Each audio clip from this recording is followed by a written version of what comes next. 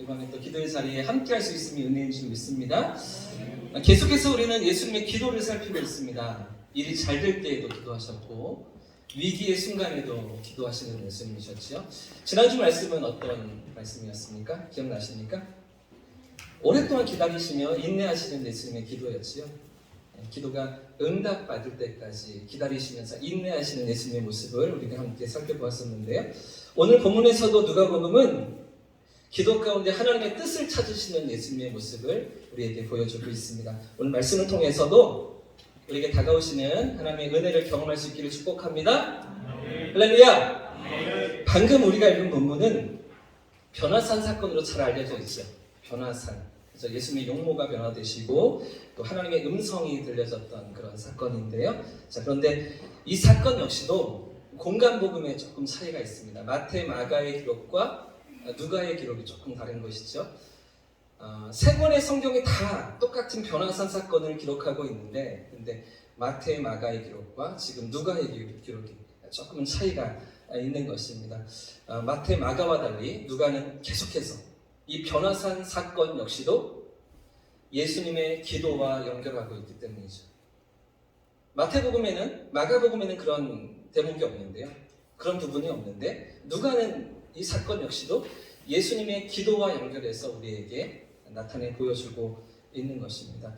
그러니까 예수님의 기도가 있은 이후에 그 후에 변화산 사건이 있었음을 누가가 강조하고 있는 것인데요. 이 부분이 왜 중요하냐면 누가의 이 기록이 있은 이후에, 그렇죠? 변화산 사건이 있은 이후에 예수님께서 이제 본격적으로 예루살렘으로 올라가십니다.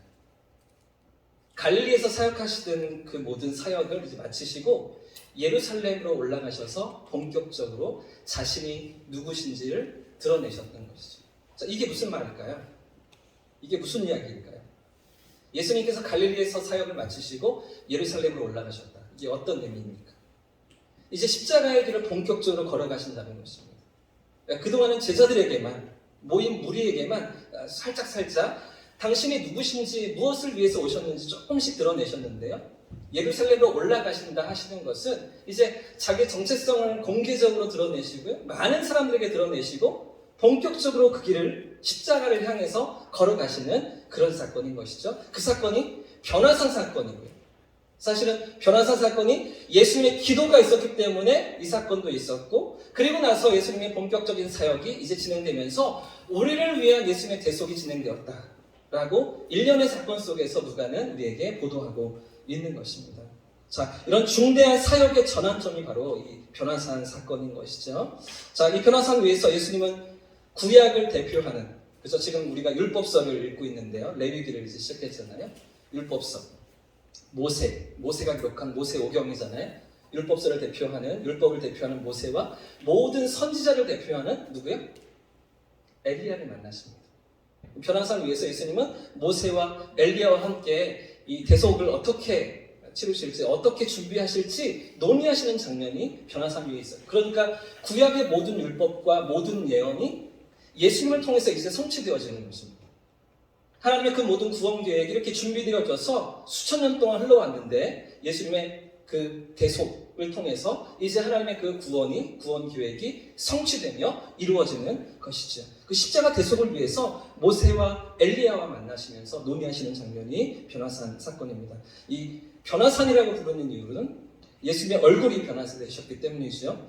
예수님의 얼굴이 변화되시고 하나님의 음성이 들려지고 난 이후에, 그 이후에 예수님은 이제 본격적으로 예루살렘으로 올라가셔서 그 당신의 사역을 준비하시는 것이죠. 자, 그래서 방금 읽은 우리가 누가복음 9장 본문에 뭐라고 기록하고 있습니까? 9장 28절, 29절 방금 읽었는데 한 번 더 읽어보겠습니다. 28절과 29절입니다. 시작! 이 말씀을 하신 후 8일쯤 되어 예수께서 베드로와 요한과 야곱을 데리고 기도하러 산에 올라가사 기도하실 때 용모가 변화되고 그의 옷이 휘어져 광채가 나라. 아멘.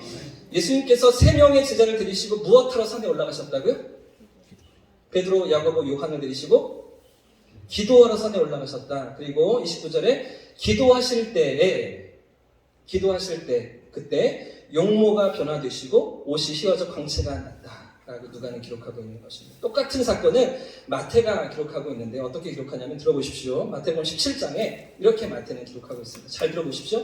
엿새 후에 예수께서 베드로와 야고보와 그 형제 요한을 들이시고 따로 높은 산에 올라가셨더니 그들 앞에서 변형되사 그 얼굴이 해같이 빛나며 옷이 빛과 같이 휘어졌더라. 따로 높은 산에 올라가셨다. 이렇게 기록하고 있죠. 마태의 기록에 기도하셨다는 대목이 있습니까? 없습니까? 없습니다. 자, 마가도 마찬가지입니다. 마가복음 9장 말씀을 보시면 이것도 잘 들어보십시오. 제가 읽겠습니다. 엿새 후에 예수께서 베드로와 야고보와 요한을 데리시고 따로 높은 산에 올라가셨더니 그들 앞에서 변형되사 그 옷에 광채가 나며 세상에서 빨래하는 자가 그렇게 희귀할 수 없을 만큼 매우 휘어졌더라. 똑같은 기사인데 똑같은 사건인데요. 그런데 마가의 기록에 기도에 대한 내용이 있습니까? 없습니까? 마태복음에도 마가복음에도 이 기도는 없는 것이죠. 그런데도 왜 누가는 기도의 관점에서 이 사건을 기록하고 있을까요? 그것도 한 번만 아니라 왜 두 번씩이나 기도하러 산에 올라가셨다, 기도하실 때 변화되셨다, 이렇게 두 번이나 기도를 반복하면서 이 기사를 우리에게 전달하고 있는 것입니까? 이유가 무엇입니까? 기도할 때 역사가 일어나기 때문이죠. 할렐루야! 기도할 때 하나님이 일하시기 때문입니다. 할렐루야! 성교학자인 패트릭 존 스톤이라는 사람이 이런 말을 남겼습니다. 우리가 일하면 우리가 일하지만 우리가 기도하면 하나님이 일하신다. 할렐루야! 그러면서 하나님이 일하시도록 하라. 하나님은 우리의 기도를 사용하신다. 우리가 기도하면 하나님은 그 기도를 통해 역사하신다. 라고 말한 것이죠. 사랑하는 성도님들, 오늘 우리는 일하고 있습니까? 기도하고 있습니까? 일하기를 원하십니까? 기도하시기를 원하십니까? 하나님께서 일하시도록 기도할 수 있기를 축복합니다. 할렐루야! 우리보다 크고 능력이 많으신 하나님께서 일하시도록, 하나님께서 마음껏 일하시도록 우리의 삶과 우리의 교회를 통해서 주님이 나타나실 수 있도록 기도하는 저와 우리 모두의 삶이길 축복합니다. 오늘 본문에 예수님께서 그래서 예수님께서 기도하실 때 엄청난 일들이 일어나고 있습니다. 자, 29절과 30절 말씀인데요. 29절과 30절 다시 한번 같이 읽겠습니다. 시작! 기도하실 때에 용모가 변화되고 그 옷이 휘어져 광채가 나더라. 문득 두 사람이 예수와 함께 나가니 이는 모세와 엘리야라. 지금 예수님께서 기도하실 때 어떤 사건들이 벌어지고 있습니까? 먼저 예수님의 얼굴이 변화되셨습니다. 자, 그리고 옷이 휘어져서 광채가 날 정도로 그렇게 빛이 나고 있었습니다. 자, 그리고 또 어떤 상황이 펼쳐지고 있습니까? 영광 중에 모세와 엘리야가 나타나서 이제 예수님께서 예루살렘에 올라가시고 감당하셔야 할 그 사명을 논의하는 자리가 펼쳐지고 있는 것이죠. 자, 그리고서 조금 뛰어넘어서요. 깊은 잠에 빠졌다 깨어난 제자들이 자기도 모르는 소리를 합니다. 이상한 말을 하고 있을 때 34절과 35절 상황이 펼쳐지고 있는데요. 34절과 35절도 함께 읽겠습니다. 시작! 이만할 즈음에 구름이 와서 그들을 덮는지라. 구름 속으로 들어갈 때 그들이 무서워하더니 구름 속에서 소리가 나서 이르되 이는 나의 아들 곧 택함을 받은 자니 너희는 그의 말을 들으라 하고. 자, 지금 어떤 장면입니까? 구름이 몰려와서 제자들을 감싸지요. 그리고서는 하나님의 음성이 들려옵니다. 이는 택한 내 아들이니 너희는 그의 말을 들으라. 이렇게요. 자, 그런데 이 모든 놀라운 사건들이 어디에서 시작되고 있었다고요? 예수님의 기도에서부터 시작되고 있는 것이죠. 29절에 예수님께서 기도하실 때 그 기도에서부터 얼굴의 변화도 흰옷의 광채도 모세와 엘리야의 나타남도 그리고 영광의 구름도 하나님의 음성도 모두 예수님의 기도에서부터 출발하고 있는 것입니다. 오늘 본문이 보여주는 이 사건은 여러 가지 의미가 있지만 그 중에서도 두 가지만 함께 우리가 생각해 보려고 하는데요. 먼저는 예수님께 있어서 이 사건이 가지고 있는 의미가 무엇인가 하는 것입니다. 예수님께 있어서 이 사건이 주고 있는 의미가 한 가지가 있고요. 또 한 가지는 제자들에게 있어서 이 사건을 통해서 주시는 메시지 한 가지가 또 있는 것이죠. 먼저 예수님께 있어서 이 변화산 사건이 가지고 있는 의미가 무엇입니까? 얼굴의 변화, 흰옷의 광채, 모세와 엘리야의 만남, 영광의 구름, 하나님의 음성, 이 모든 것이 이제 예루살렘을 올라가시는 예수님께 어떤 의미로 다가왔게 했습니까? 이제 예수님께서 걸으셔야 하는 그 십자가의 길, 메시아의 길을 더욱 담대히 걸어갈 수 있도록 용기를 주었겠지요. 하나님의 음성이 들려질 때, 영광의 구름이 덮을 때, 모세와 엘리야가 나타나서 함께 논의할 때에 흰옷이 광채처럼 변하고 얼굴이 변화되시는 그 모든 일들을 겪으시면서 예수님은 그 십자가의 길을 더욱 담대히 나아갈 수 있는 힘을 얻으셨던 것입니다. 비록 신성을 가진 하나님이시지만 육신을 입으시고 인간의 모든 고통과 수치, 죽음까지도 감당하셔야 되는 예수님께 있어서 이 변화산 사건은 담대히 그 길을 걸어갈 수 있도록 힘과 용기를 주었던 것이죠. 그래서 오늘 본문 뒤에 이어지는 51절 말씀을 보십시오. 조금 뛰어넘어서 51절 말씀을 보시면 이제 변화산에서 내려오신 예수님께서 이렇게 준비하시는 장면이 기록됩니다. 51절 말씀 같이 한번 읽겠습니다. 시작. 예수께서 승천하실 기약이 차감해 예루살렘을 향하여 올라가기로 어떻게 결심하셨다고요? 굳게 결심하셨어요. 변화산 사건을 통해서 힘을 얻으시고 용기를 얻으시고 담대함을 얻으신 예수님께서 굳게 결심하시고 예루살렘을 올라가기로 작정하신 것입니다. 그리고 그 길을 걸어가시는 것이죠. 변화산 사건을 통해서 예수님은 당신이 이 땅에 오신 사명과 목적이 무엇인지를 다시 한번 확인하셨던 것입니다. 하나님께서 맡기신 사명의 길을 흔들림 없이 걸어가도록 이 사건이 힘을 주었던 것이죠. 할렐루야! 자, 그럼 제자들에게 있어서 이 변화산 사건은 어떤 의미로 찾아왔을까요? 사실 오늘 본문의 제자들은, 지금 이 제자들은 3명의 베드로와 안드레와 요한은 이 변화산 사건을 전혀 이해하지 못하고 있습니다. 예수님과 전혀 다른 생각으로 그 산 위에 머무르고 있는 것이죠. 예수님의 이런 고민과 갈등을 전혀 이해하지 못한 채 거기에 머무르고 있었습니다. 지금껏 예수님의 놀라운 이적들을 보았습니다. 예수님의 능력을 경험했으면서도 예수님이 누구신지, 무엇을 위해서 이 땅에 오셨는지, 왜 이 길을 걷고 계시는지를 전혀 이해하지 못하고 알지 못하는 제자들인 것이죠. 심지어 지금 변화산 위에 있는 예수님 제자들은 가장 가까이에서 예수님의 모든 가르침을 받았고 모든 이적을 보았고 능력을 보았던 제자들이었습니다. 예수님의 얼굴의 변화를 보았죠. 흰옷의 광채를 보았죠. 모세와 엘리야가 임재하는 것을 보았습니다. 그런데도 어떻게 반응합니까? 우리가 읽진 않았지만 베드로가 어떻게 이야기합니까? 제자들이 와 놀랐습니다. 여기다 집을 짓고 살지요. 이런 이야기하는 것이죠. 여기서 다 같이 사는 것이 어떻겠습니까? 이런 엉뚱한 말을 하고 있는 제자들인 것입니다. 그래서 하나님이 또다시 영광의 구름을 보내시고요. 구름 속에서 하나님의 음성을 들려주시며 초자연적인 현상을 나타내시면서 이런 사건들이 모두 제자들에게 어떤 깨달음을 주시기 원하셨던 것이죠. 어떤 깨달음일까요? 예수님이 누구신지, 이제 어떤 길을 걸어가셔야 하는지, 이제 주님이 가시는 길이 어떤 길인지를 이 모든 것들을 깨닫기 원하셔서 하나님께서 다시 한번 구름으로, 음성으로 나타나시며 찾아오셨던 것입니다. 자, 그런데 지금 제자들이 깨닫고 있습니까? 깨닫지 못하고 있습니까? 전혀 깨닫지 못하고 있죠. 전혀 이해하지 못하는 제자들입니다. 자, 그런데 깨닫습니다. 자, 그런데 어느 순간에 이 제자들이 깨닫게 됩니다. 언제 깨닫습니까? 오순절 다락방에 성령이 임하자 이 모든 사건들, 이 모든 경험들을 기억해내며 깨닫는 것이죠. 또 다른 보혜사인 성령께서 그들의 심령 가운데 찾아오실 때에 제자들은 예수님의 그 모든 지난날의 이적과 능력과 가르침과 사역들을 하나하나 이해하면서 깨달을 수가 있었던 것입니다. 3년 반 동안이나 예수님을 따라다니면서도 전혀 깨닫지 못했던 제자들이었는데 가장 가까이에서 가르침을 받고 수많은 이적을 경험하고 하나님의 영광을 보면서도 이해하지 못했던 그들이었는데, 그런데 이런 제자들이 언제 변화되고 언제 깨달음이 임하는 것입니까? 그들의 심령에 성령께서 임하시자, 성령께서 그들 마음 가운데 찾아오시자 이런 제자들의 삶이 완전히 뒤집어지는 것이죠.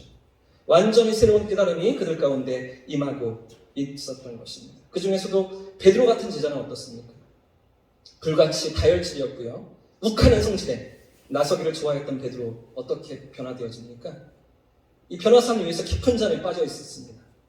그리고 마지막 예수님이 십자가 그 밤에도 감람산에서도 깊은 밤에 빠져있던 이 베드로 어떻게 변화되어집니까?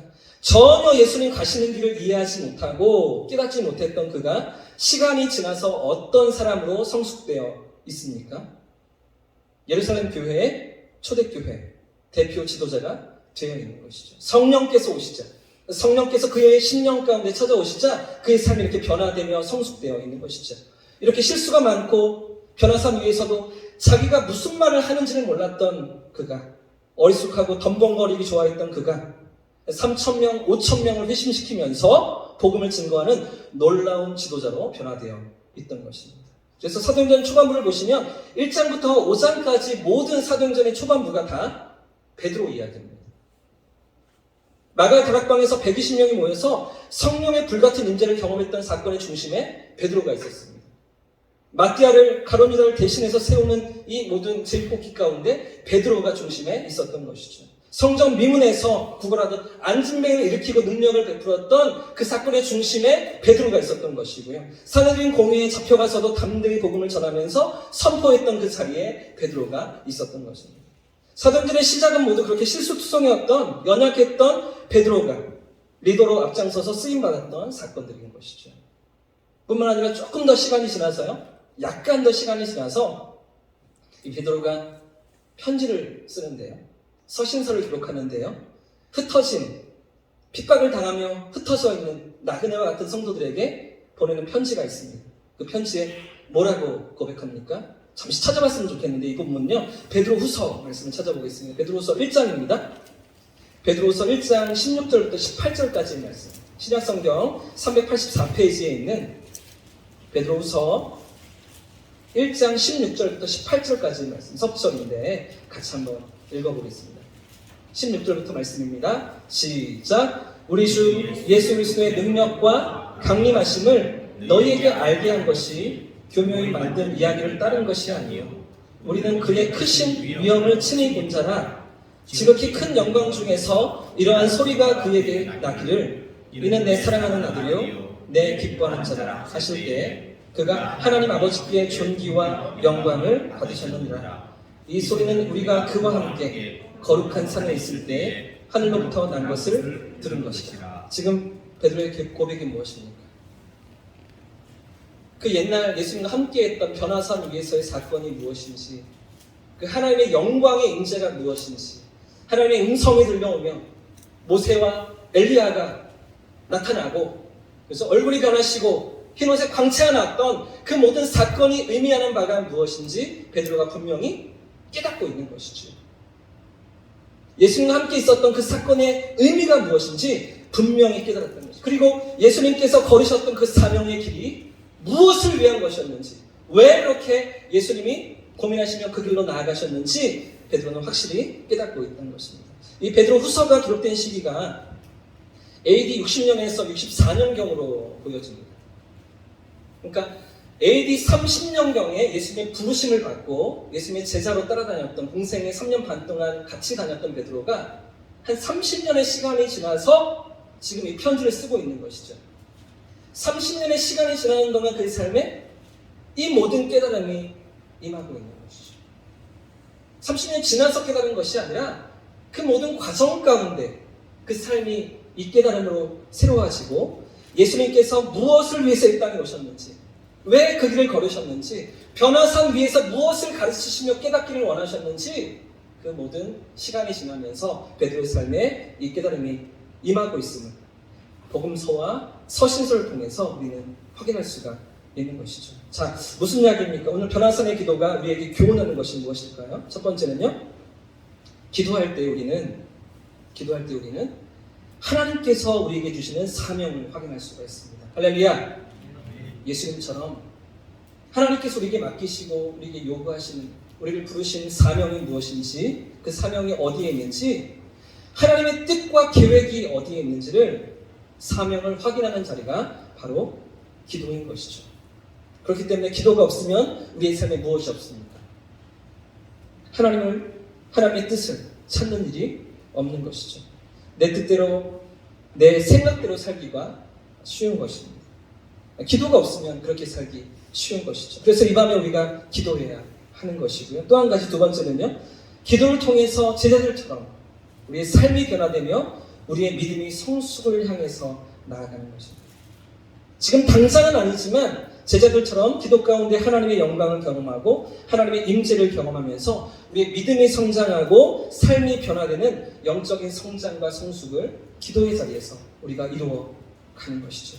한바탕 뜨겁게 부르짖어 기도했다고 지금 당장 내 삶이 바뀌는 일은 흔하지 않습니다.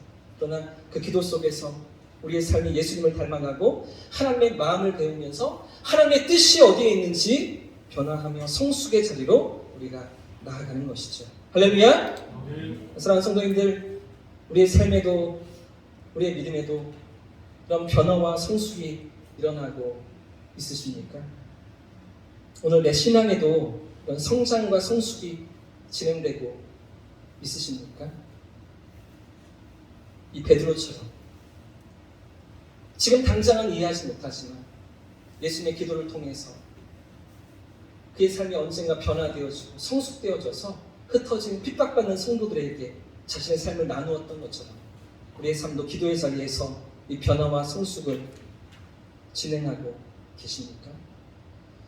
오늘 말씀을 준비하면서 저는 27살에 첫 사역을 시작하면서 낯뜨겁고 부끄러웠던 기억이 하나 떠올랐습니다. 부끄러워서 이걸 나눠야 되나 말아야 되나 한참을 고민했는데요. 제가 신학교에 가고 교육전서로 처음 사역을 시작하면서 모르는 게 너무 많잖아요. 잘 모르는 것들이 너무나 많잖아요. 그래서 옆자리에 계셨던 행정 목사님, 수석 부목사님께 정말 많이 도움을 받았습니다. 늘 도와주시고 사역적으로 가르쳐 주시고 신학 공부도 어떻게 해야 되는지도 지도해 주시고요. 인생 상담도 해주시는 그런 선배 목사님이었거든요. 심지어는 소개팅도 시켜주시는 목사님이셨습니다. 그런 관계 속에서 잘 관계를 이어가고 도움을 받았던 그런 상황들이었는데요. 저보다 10살 많은 목사님이셨는데 지금도 관계를 이어가면서 15년이 지난 지금도 너무나 많은 감사한 마음들을 가지고 관계를 맺고 있는 그런 목사님이십니다. 주일에는 제가 새벽 예배를 이렇게 가면 집이 교회에서 조금 떨어져 있었기 때문에 다시 집으로 돌아왔다가 주일학교 예배를 섬기러 가기에 조금 거리가 있기 때문에 교회 사무실에서 쪽잠을 자고 새벽 예배를 섬기고 쪽잠을 자고 9시 주일학교 예배를 준비하곤 했었는데요. 언제부턴가 그걸 아시고 집으로 올라오라는 거예요. 교회 앞에 이제 부목사님 사택이 있었기 때문에 집에 와서 같이 쉬었다가 또 9시 예배 가라고 집으로 불러주시는 거예요. 몇 번 사용하다가 가기 시작했는데요. 가니까 계속 가게 되더라고요. 가다 보니까 아침도 먹으라고 사모님이 간단하게 아침도 차려주시고 그러시면서 저를 많이 도와주시는데 제가 너무나 편해진 것 같아요. 이분들과 가까워진 것 같아요. 몇 달 안 지났는데 토요일날 오전 교육자 모임을 마치고 점심때쯤 되었습니다. 사모님께, 그 부목사님 사모님께 뭔가 확인하고 여쭤볼 게 있어 전화를 제가 드리는데요. 교회에 안 계셨던 것 같아요. 제가 이렇게 말을 한 거죠. 사모님, 점심도 안 챙겨주시고 어디 가셨어요? 햇병아리 전도사가, 교육전도사가 농담을 한 건데 너무 편안해지니까 반가운 마음에 농담을 한 건데 사모님께 스크래치가 났었나 봐요. 한참을 지나서 몇 년이 지나서 목사 안수를 제가 받고 다시 목사님과 사모님 만나서 교제하는데 그 얘기를 하시더라고요. 전 새까맣게 까먹고 있는데 전 다 잊어먹고 있는데 목사가 되었어요. 목사님 그거 기억나세요? 교육전도사 때 그때 나한테 그렇게 얘기했던 거 기억나세요? 사모님 어디 가셨어요? 밥도 안 챙겨주시고 어디 가셨어요? 너무나 얼굴이 화끈거리고 부끄러웠던 기억이 지금도 제 마음속에 남아있습니다. 제가 왜 이 얘기를 말씀드릴까요? 그런 분들의 섬김과 기다림이 있었기 때문에 제가 오늘 이 자리에 있는 것이죠. 그런 분들의 도움과 섬김 속에서 제가 이만큼 성장하고 또 준비되어져서 대형교회를 섬기고 있는 것 같습니다. 저를 위해서 기도해 주시며 저를 아껴주시고 또 저를 사랑해 주시면서 연약한 모습에도 실수하는 모습에도 품어주시고 기다려주시고 몇 년이 지나서야 그 얘기를 하시는 제가 했는지 안 했는지 잘 기억은 안 나요. 근데 했겠죠. 그런 것들을 마음에 담아두시지만 용납하시고 용서하시고 품어주시는 선배 목사님, 사모님 그런 분들이 있었기 때문에 저의 변화와 성장이 오늘까지 있었던 게 아닌가 생각되어집니다. 오늘 우리는 어떻게 변화되어져 가고 있습니까?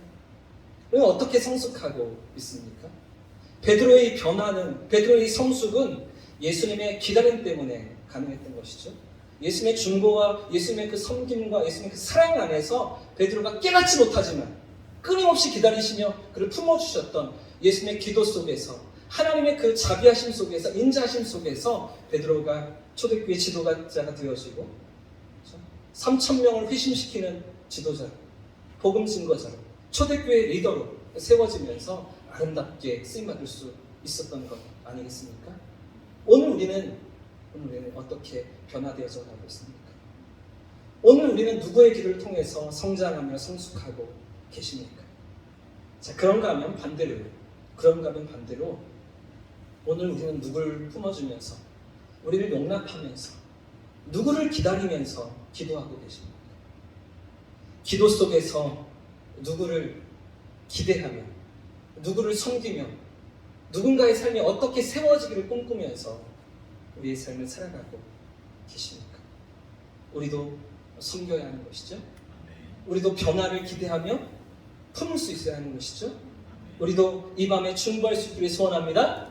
연약한 지체들이 할지라도, 믿음이 약한 성도들이 할지라도 기다리며 또 용납하며 함께하면서 하나님의 마음으로 그들을 중보할 수 있는 이 밤 될 수 있기를 예수님의 이름으로 축복합니다.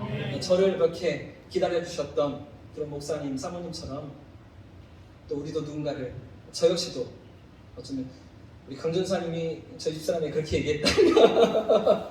그죠? 그런 관계 속에 있지만 전사님을 또 함께하면서 섬기면서 동역할 수 있는 제 삶이 되었으면 좋겠고요. 우리 집사님들은, 우리 권사님들은 또 다른 누군가를 섬기고 품어주면서 이 믿음의 길을 같이 걸어가는 저와 우리 모두의 삶이길 축복합니다. 축원합니다.